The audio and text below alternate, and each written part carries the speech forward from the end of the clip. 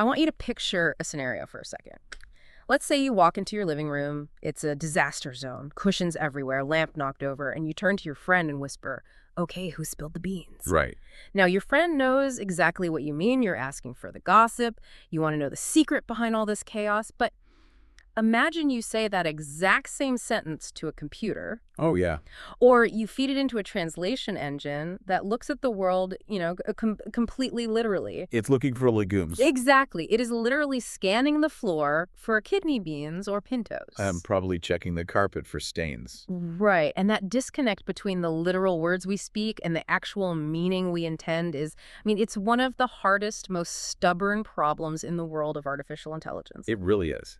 It's the reason why, for decades, talking to a computer felt like talking to a very stubborn toddler who takes absolutely everything literally. It is the ultimate hurdle. We have all these amazing LLMs now, but at the core, this is still the challenge. And today, we're doing a deep dive into how researchers are finally getting a handle on this. We're looking at a really fascinating paper from the Institute of Formal and Applied Linguistics at Charles University in Prague.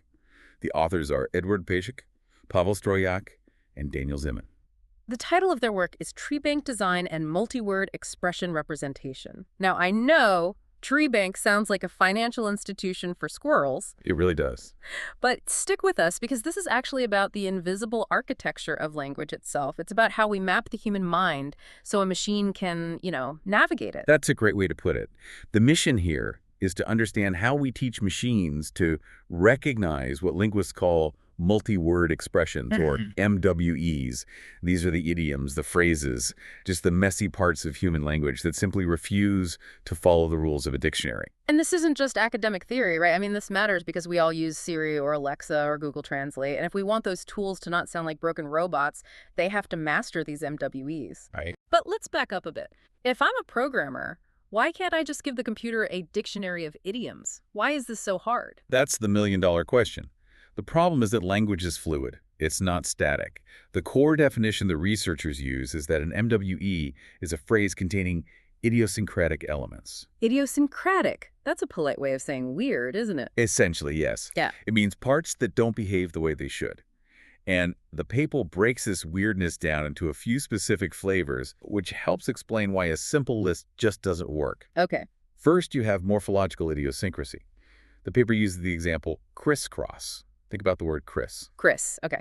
I can cross the street, but I can't criss the street. Exactly. Criss doesn't really exist as a standalone word in modern language. It's frozen inside that specific phrase. It's like a parasite word. In a way, yes. It relies on the host. So if a computer tries to analyze criss on its own, which is how most basic programs work, word by word, it just crashes. It can't find a definition. It only has meaning when it's glued to cross. Okay, so that's the first type words that don't exist alone. Then you have semantic idiosyncrasy, which is like our spill the beans example. Right, or Supreme Court. If you just add up the meaning of the word supreme and the word court, you might get a really excellent place to play tennis. Which is technically accurate, but functionally very, very wrong. Precisely. The meaning of the whole is different from the sum of its parts. You can't derive the meaning just by doing the math on the individual words. The computer has to know that when these two specific words hold hands, they become a new entity entirely. And then there's the third one the paper mentions, which I actually I pushed back on when I was reading it. They talk about statistical frequency. The example is salt and pepper. Why did you push back on that one? Well, grammatically, pepper and salt is fine. It's not wrong. It's just uncommon. Why does a computer need to treat that as a special category? Because language is about prediction. And while pepper and salt isn't grammatically illegal, it sounds wrong to a native ear because we almost never say it. Salt and pepper has become a fixed unit in our brains because it's so statistically dominant. Linguists treat it as a multi-word expression. It's calcified. It's calcified, yes. So if a computer translator output passed the pepper and salt, it would instantly signal to a human, I am a robot. It breaks the illusion of fluency. Exactly. So we have these chunks of language idioms, fixed phrases, frozen words. And the problem is, traditional computer programs analyze language linearly. They chop a sentence into pieces and try to figure out what each piece means in isolation. And that's where they fail. Which brings us to the concept of the tree bank. We need to define this properly. Right. To understand the solution, you have to understand the tool. A tree bank is essentially a massive database of sentences that have been analyzed and mapped out. But they aren't just lists of words. They are parsed into trees. Like a family tree for a sentence. It's exactly like that. It shows the structure. This noun belongs to this verb. This adjective describes this noun. It maps the relationships, not just the order. Okay. Now, historically, there have been, let's say, two ways to handle these difficult multi-word expressions in these tree banks. The researchers talk about the old way, or the tokenization approach. They mentioned this is what they saw in Spanish or Portuguese tree banks. How did that work? Well, it's a bit of a hack, really. In those systems, when they found a phrase like the Supreme Court, they would essentially just squash it into one giant word. They give that Spanish phrase example, Right. right? La prosperidad por medio de la investigación. Prosperity by means of research. Yes. And the computer just treats by means of, por medio de, as one long string. Yep. Par underscore medio underscore rede. It becomes a single token, a single block. That seems efficient. I mean, it solves the problem of the computer getting confused by the individual words. It stops looking for the definition of medio and just sees the phrase, so what's the problem? It's efficient for simple counting, maybe, but it's terrible for understanding. The researchers argue that this approach is incredibly limiting because you flatten the structure. You lose all the internal relationships. Okay. Think of it like a sticker. You've taken three words and just slapped a sticker over them that says phrase. But if it works, it works. But does it? What happens if I modify the phrase? What if I say, by the simple means of, Oh, I see. You broke the sticker. the block breaks? The computer looks for per underscore medio underscored, but now there is a word simple in the middle. The pattern doesn't match, so the computer doesn't recognize it anymore. You're ignoring the mechanics of the language just to make it fit in a box. So the old way is brittle. It snaps as soon as you get creative. Yeah. Which means the Prague researchers propose a different way. They talk about deep syntax. This is where it gets really interesting. They use something called the tectogrammatical layer. That is a mouthful. Tectogrammatical? It is, but think of it as the meaning layer. Most analysis looks at surface syntax, the actual words you say and the order you say them in. Deep syntax looks at the underlying meaning and relationships, regardless of the specific words used. Okay, help me visualize this. How does deep syntax catch an idiom in disguise that the surface layer would miss? So let's look at a German idiom from the paper. Yeah. Auf die lange Bank schieben. Which literally translates to push onto the long bench. Right, but the meaning is to put something off, to delay it. Now, the researchers present two scenarios. Sentence A, the EU could not put the decision off. Okay. Sentence B, the moment of truth was just put off. Okay. In the first one, it's active voice, put off. In the second one, it's passive, was put off. The grammar is totally different. Precisely. On the surface, those sentences look completely different. The words are in different forms. If you're just matching strings of text, like doing a Ctrl+F search, you might miss that they are the same idiom. Right. But in the deep syntax layer, they use a process called lemmatization. Lemmatization, that sounds painful. That's stripping a word down to its naked soul, right? Poetically put, yes. It means stripping a word to its base form, or its lemma. Shifted, shifting, shifts. They all become just shift. I see. When you do that on the deep syntax layer, the computer looks at both those German sentences and sees the same core components.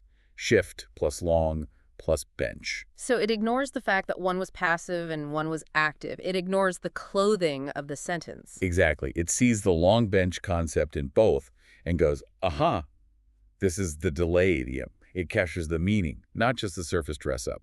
And this is crucial because language is incredibly flexible. This brings us to the next big headache for computers, variation. The paper points out that we constantly tweak phrases. And this is where the researchers introduce the concept of the generalized lemma.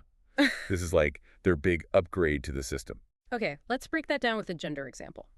This one really struck me because it shows how binary computers usually are. In many languages, nouns are gendered. So you have a different word for a male waiter and a female waitress. Right. The paper uses the Czech example for world champion. Mr. Suika is a male world champion. Ms. Trivisveda is a female world champion. To a computer, those are two completely different words. Mr. and Miss Trini, they look different. They are spelled different. And if you aren't careful, yes. The computer might treat male world champion as a totally separate concept from female world champion, like they're two different sports. But semantically, It's the same achievement. It's the same MWE. So the generalized lemma basically says, I don't care if it's a man or a woman, here is the ID code for the concept of world champion. Correct. The tree bank assigns both variations to a single abstract concept code. It unifies them. It does the same thing for abbreviations. Oh, like Václav Havel versus V. Havel? Yep. Exactly. To a simple text matching program, V. Havel could be anyone. Victor Havel, Veronica Havel. But the generalized lemma tells the system, in this context, V equals Václav. It treats V. Havel and Václav Havel as the exact same multi-word expression entity. It's like teaching the computer common sense. Hey, these are the same guy. It is. It's explicitly coding the connections that our brains just make automatically. They even apply this to aspect in verbs. Aspect. In Slavic languages especially, there's a huge grammatical difference between doing something once, that's perfective, and doing it continuously, imperfective. The words actually change shape. The example is take a stand, zajimat versus zajmot. One is taking a stand right now, the other is the act of having taken a stand. Roughly, yes. But the idiom take a stand is the same concept. The generalized lemma ignores the grammatical timing and just tags the core concept. They even do it for diminutives. Oh, the small house example. This was cute. Yes. Family house. You can say rodini dunum, which is standard. Or you say rodini domek, which means family small house or little house. In the real world, they refer to the same object type, so the tree bank gives them the same ID. I love that. It's basically telling the computer, don't get hung up on the fact that he called it a little house. It's still just a house. It prevents the system from splitting one concept into two, just because the speaker was feeling affectionate or descriptive. Okay, so we've got morphology, we've got gender and variations. Now we have to talk about the nightmare scenario. The boss level. Chaos. Specifically, the chaos of word order. This is where English speakers sometimes have it easy, because our word order is relatively strict. Subject, verb, object. But languages like Czech or even in poetic English words can move around the sentence pretty freely. The example they give is the phrase, to play a role. Sarat roli. Right. Now imagine a standard sentence. The relations played a role in this case. Subject, verb, object. Played is right next to role. Easy to spot. But then they show the scrambled version. It went something like, it's role-played even the communistic interpretation of history. Which is a totally valid sentence. It emphasizes the role by putting it first. But look at the order. Object role, then verb played, then subject interpretation. The words are all flipped around. If a computer is just scanning the text left to right, looking for played, followed by role, it's going to miss it completely. It will fail. And this is why the tree part of tree bank is non-negotiable. The researchers explain that they use a dependency tree. In a dependency tree, role is defined as the child node of play. So it's a parent-child relationship. Yes, and that relationship holds true regardless of where the kids sit at the dinner table. You can put role at the beginning of the sentence and play at the end, but in the deep structured tree, role is still hanging off the play branch. The family tree doesn't change just because the family moves around the house? That is a great analogy. The computer doesn't look at the line of text, it looks at the hierarchy. And that helps with the next problem too, which is discontinuity. Or, as I call it, the gap. The gap, yes. When an idiom gets interrupted by other words. Right. The phrase in the paper is hrat na nervi. Literally play on nerves. It means to get on someone's nerves. A classic idiom. But you don't always say, he played on my nerves. Sometimes you say something like the example in the paper. It must have played even to our Olympic winner on nerves. Look at the distance there. Played is word number 4. Nerves is word number 10. They are miles apart. There are words like Olympic and winner jammed right in between them. So how does the computer know they belong together? Because, and here's the kicker, the paper gives a counterexample where the words appear but aren't in idiom. This is where a basic search would get tricked. Right, the Jensen sentence. To play with Jensens is like a balm for nerves. See, play is there, nerves is there. But play with Jensens refers to sports or games, and balm for nerves is a completely different thought. They aren't the idiom, get on nerves. But a simple keyword search would flag it as a match. This is the false positive trap. It sees the ingredients and assumes the dish is there, but it's wrong. So how does the tree solve it? In the Olympic winner sentence, if you look at the tree structure, nerves is structurally connected to play. It's a direct dependent. The parent-child link again? Exactly. But in the Jensen sentence, play is over on one branch of the tree, and nerves is way over on a completely different branch connected to balm. They aren't related. So the computer looks at the tree and says, these two are strangers, ignore them. Precisely. It allows the computer to distinguish a real idiom from a coincidence. Right. It's the nerves test. I feel like we're building a supercomputer brain here. We've taught it to ignore gender, handle scrambled words, jump over gaps. But there's one final boss. The invisible words. Ellipsis. This is the trickiest one.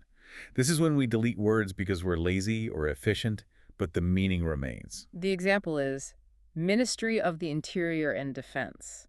Think about that.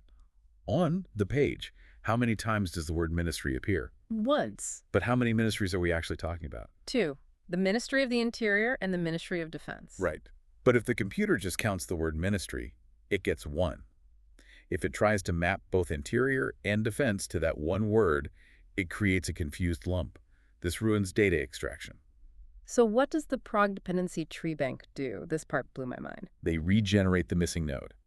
In the deep syntax layer, the system actually creates a copy of the word ministry. It inserts a ghost word into the code that isn't in the text. That is wild. So deep down in the code, the computer sees Ministry and Interior and a separate Ministry and Defense. Yes, it reconstructs the reality of the concept, not just the reality of the text. It sees two complete trees. They mention this solves the coordination trap, too. Oh, the military service example. Yeah, basic and substitute military service. Same problem. In older systems, the adjective military would just modify the whole group, basic and substitute. It got messy. But by copying the nodes in the deep structure, the computer understands basic military service and substitute military service. It clones the modifier for each member. It does. It's like the computer's hallucinating, but helpful hallucinations. It's adding words that should be there to make the logic work. It's not hallucinating, it's inferring. It's doing what your brain does instantly. When you hear Ministry of Interior and Defense, your brain instantly doubles the concept of ministry. We're just teaching the treebank to replicate that cognitive step. So let's zoom out. We started with spilling the beans. We realized that if we just feed computers strings of text like beads on a string, they fail. They fail at idioms, they fail at word order, they fail when we skip words. And the big takeaway from this research is that to truly teach computers language, we can't just feed them surface data. We have to feed them trees. We have to feed them these deep structures that map meanings, that connect distant words, and that even fill in the blanks for the things we didn't say. It's the difference between memorizing a dictionary and actually understanding a culture. That is the perfect way to put it. When Siri understands your joke, or when Google Translate nails a slang term from a Czech newspaper, it's not magic. It's because of this kind of architecture. It's because someone designed a system that looks for the deep syntax, not just the surface noise. And that leads me to a thought I've been mulling over since I read this paper. We usually think of grammar as these strict, boring rules, commas, apostrophes, endings. For red pen on the test paper. Exactly. But this research suggests that true grammar isn't about the rules on the paper. True grammar is about concepts and connections that exist deeper than the words themselves. It is. It's the operating system of thought. And here's the thing. If we have to invent things like generalized lemmas to help computers ignore gender or word variations just to find the actual meaning, what does that say about how we process information? That is the provocative question. We ignore so much data gender, tense, word order, instantly, effortlessly to get to the idea. We're constantly filtering out the noise to find the signal. Maybe we are all running our own internal deep syntax tree banks and we don't even know it. I suspect we are. Something to think about next time you tell someone to break a leg. Thanks for listening to The Deep Dive. See you next time.